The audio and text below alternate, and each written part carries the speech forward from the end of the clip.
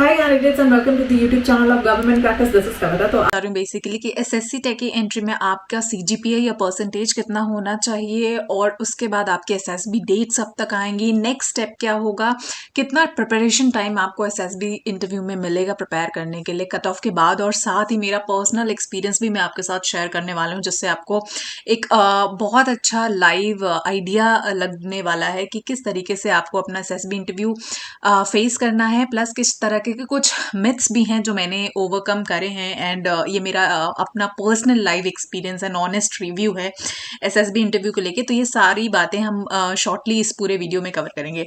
तो इस बार नोटिफिकेशन में काफ़ी स्पेशल एम्फेसिस नोट्स भी दिए हुए हैं। आई होप आप सब में से इन नोट्स को किसी ने इग्नोर नहीं करे, इसलिए मैंने दोबारा से इनको लेके दोबारा से एक बार एक्सप्लेन करने की कोशिश करी है कि मिसमैच आपकी स्ट्रीम में नहीं होना चाहिए, क्योंकि हर बार थोड़ी सी मिस्टेक्स एसएससी टेक को लेके इसमें भी आए हैं। तो इसलिए बहुत क्लियर लिखा हुआ है कि कोई भी वेरिएशन इस बार नॉमेनक्लेचर में, मार्कशीट्स में, पैरामीटर्स कोई भी अलाउ नहीं किए जाएंगे। आपके नेम में कोई वेरिएशन नहीं होना चाहिए। जो आपके एजुकेशनल डॉक्यूमेंट्स एंड सर्टिफिकेट्स हैं उनसे मैच करना चाहिए। अगर कोई भी वेरिएशन है तो आप पहले से ही एफिडेविट उसके लिए प्रिपेयर करके लेके जाएंगे।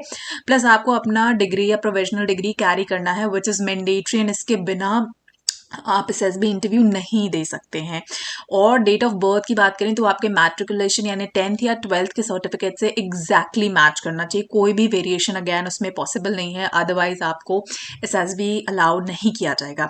इसके अलावा क्वालिफिकेशन की बात करी जाए, यहाँ पे क्लियरली मेंशन है कि आपको अपना डिग्री जो पासिंग है इंजीनियरिंग का वो सबमिट करना पड़ेगा बिफोर 1 अक्टूबर 2025। तो अगर आपको डिग्री पॉसिबली आपके कॉलेज से नहीं मिलता तो इवन आप रेकमेंड क्यों ना हो जाए, but you will be out of the academy, so आपको अलाउ नहीं किया जाएगा आपका सर्विस ज्वाइन करने के लिए। तो before that you can get all your certificates all together in the place. तो बहुत क्लियर ये नोटिफिकेशंस है। इसके अलावा कुछ मैंडेटरी एस्पेक्ट्स और हैं, नोट्स और हैं जो मैंने बिल्कुल हाईलाइट करके आपके नोटिफिकेशन में बाहर आपके रिव्यू के लिए हाईलाइट यहाँ पे किया हुआ है कि कोई भी चेंज एक बार आपने एप्लीकेशन फॉर्म क्योंकि फिलअप कर दिया तो उसके बाद कोई भी चेंज परमिसिबल नहीं है। उसके बाद जो भी आपके सीजीपीए या ग्रेड्स हैं वो मार्क्स में कन्वर्ट हो गए प्रॉपर फॉर्मूला के साथ एंड प्रॉपर प्रूफ के साथ, वो आप बेसिकली प्रेजेंट करेंगे आपके एसएसबी सेंटर में। अगर कोई भी वेरिएशन उसमें होता है और आप डॉक्यूमेंट्स प्रूव नहीं सबमिट कर पाते तो आपका कैंडिडेचर क्लियरली कैंसिल कर दिया जाएगा। और ऐसे बहुत सारे इंस्टेंसेस पहले भी इस एंट्री में हुए हैं। साथ ही जैसे बोला कि अगर आपके पेरेंट्स नेम या आपके नेम में कोई भी वेरिएशन या डेट ऑफ बर्थ में हुआ है तो या तो आप उसका एक एफिडेविट लेके जाएंगे, या फिर अगर वेरिएशन हुआ तो अगैन कैंसिलेशन हो जाएगा आपके कैंडिडेचर के लिए। तो ये बहुत क्लियर इंस्ट्रक्शंस है। इसके अलावा एक इंपॉर्टेंट है कि वंस आपके एसएसबी सेंटर्स अलॉट हो जाते हैं उसके बाद कोई भी चेंज उन सेंटर्स में पॉसिबल नहीं है। तो ये सारे कुछ इंपॉर्टेंट एस्पेक्ट्स एंड पैरामीटर्स हैं। अब मैं बात कर लेती हूँ कट ऑफ की। सो लास्ट 7 एंट्रीज की कट ऑफ मैंने कंसोलिडेटेड फॉर्म में बोथ मेन एंड वुमेन के लिए कंपेयर करा, जिससे आपको ब्रांच वाइज आइडिया हो जाएगा कि अप्रोक्सीमेटली एवरेज कट ऑफ कितनी जाती है। तो अगर मैंने 58 से 64 तक कंपेयर करा है both for men and women, and these are the set of entries, तो अगर आप देखें जो कॉमन फिगर आपको यहाँ पे दिख रहा होगा that's 60%। So all those candidates जिनका 60% के ऊपर है एग्रीगेट, आप शॉर्ट अपनी एसएसबी प्रिपरेशन स्टार्ट कर सकते हैं। This is both for men and women.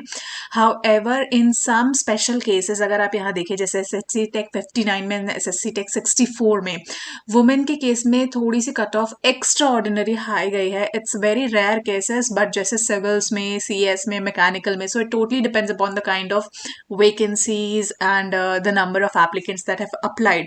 So in case of women entry, fluctuations are possible, but however in case of men entry I think 60% is very good to go and start your SSB preparation immediately right away, because the moment आपके application form close होंगे you'll get approximate a month जहाँ पे आपको आपकी cut offs release होंगी, and the moment cut offs are released within a week or so you will face your SSB interview. So that's what the process is. So this is the time जब तक आपकी cut off नहीं आती है तब तक ही आपके पास majorly time होता है, बिकॉज उसके बाद इमीडिएटली एसएसबी इंटरव्यूज स्टार्ट हो जाते हैं। सो this is the consolidated version. बहुत डिटेल रिसर्च करने के बाद मैंने ये कंसोलिडेट करके ओवरऑल एक पूरा मैट्रिक्स तैयार किया हुआ है।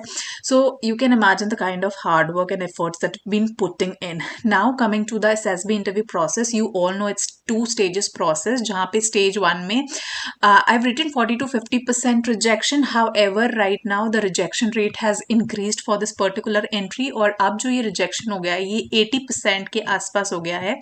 And at times there are instances जब कोई भी, मैं कहती हूँ कि stage 1 clear नहीं करता है and stage 2 तक नहीं पहुँचता. तो there are batches like this also where nobody is even screened in. So cases like this has also happened.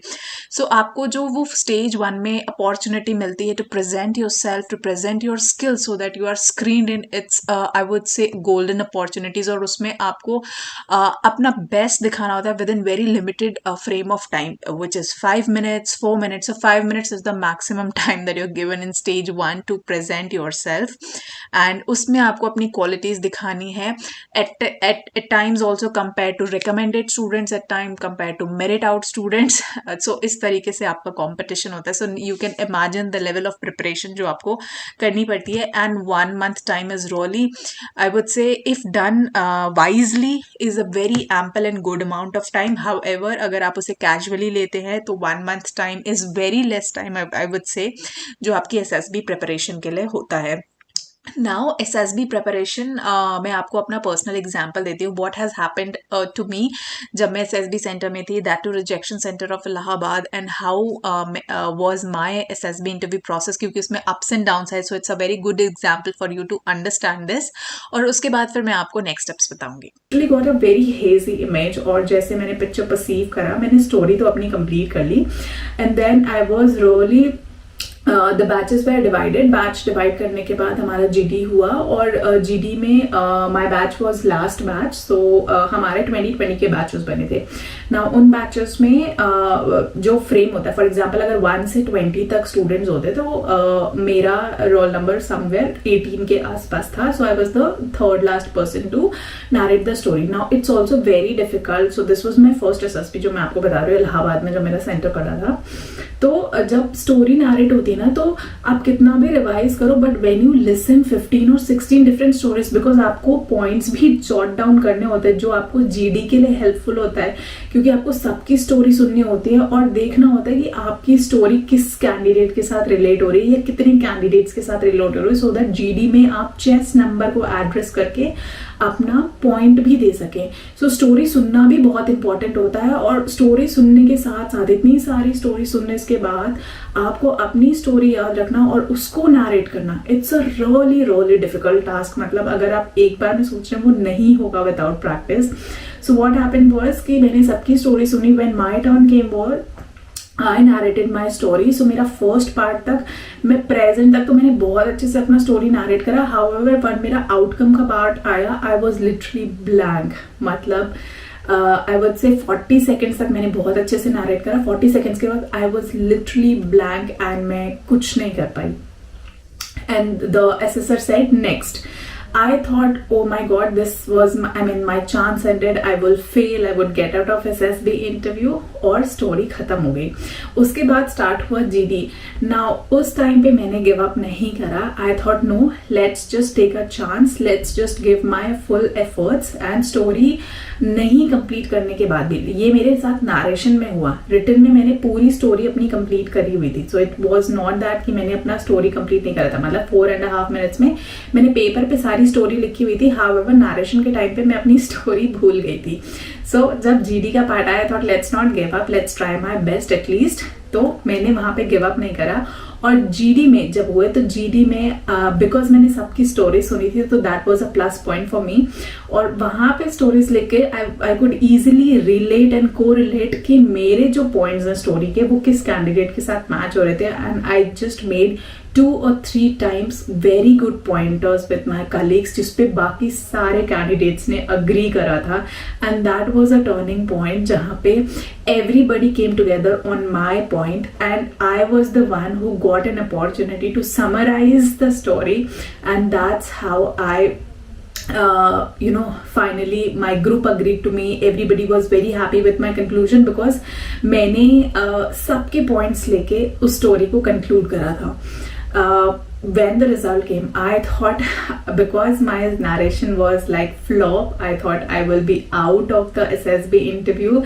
I did not expected lot of my candidates in other batch, I mean some of them were recommended, some of them were merit out also, and I thought कि मेरा तो chance नहीं आने वाला है. You won't believe my chest number was announced and I was literally shocked at that time कि oh my god, even after this at least I am still recommended.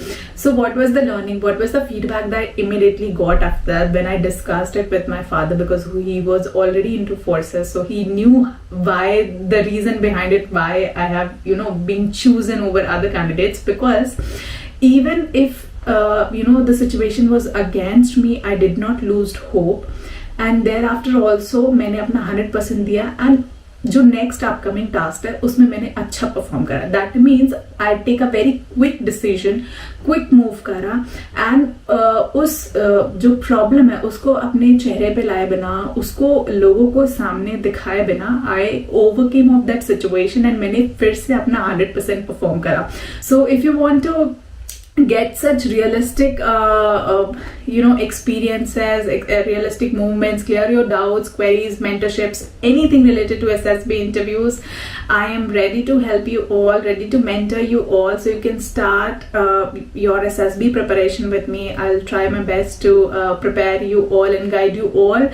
I have very limited time, so I will take very limited number of students, because I am also doing a job which is quite demanding and उसके साथ थोड़ा सा difficult होता है, but I'll try to being my passion for this, I will definitely try to mentor some of the students. So whosoever interested in joining the SSB batches with me can call on the number and can easily go to the website of Government Crackers, जहाँ पे आप जाके इस course में enrol कर सकते हैं. And have prepared my self 14 set of different books. आपको यूजुअली SSB की एक बुक मिलेगी. I have prepared 14 set of books depending upon the requirement, depending upon my experiences. So it's journey of 6 years जिसको मैंने club together करा हुआ है, और मैंने हर एग्जामिनेशन को इम्पोर्टेंस दिया, और हर एग्जामिनेशन से रिलेटेड मैंने प्रैक्टिस सेट्स बनाए हैं, मैंने सोल्यूशंस प्रोवाइड किए हैं, और वो 14 सेट्स आपको यहाँ पे विजिबल दिख रहे होंगे. और इसके साथ साथ आपको वीडियो लेक्चर्स मिलेंगे, फ्री मॉक टेस्ट मिलेगा, बहुत सारी चीजें, मतलब इन ग्राउंड और इनसाइड रियलिटी मिलेगी जो आपको कहीं पे भी और अवेलेबल नहीं मिलेगी. This video was just a glimpse and example of it, और ऐसी बहुत सारी चीजें आपको मिलेंगी. Individual guidance is something that you will get from this. So hope this was useful and informative for you. Hope you all enjoyed also, you learned also, and you will implement in your journey as well. So I'll see you in the next session. Till then, Jai Hind. Bye-bye.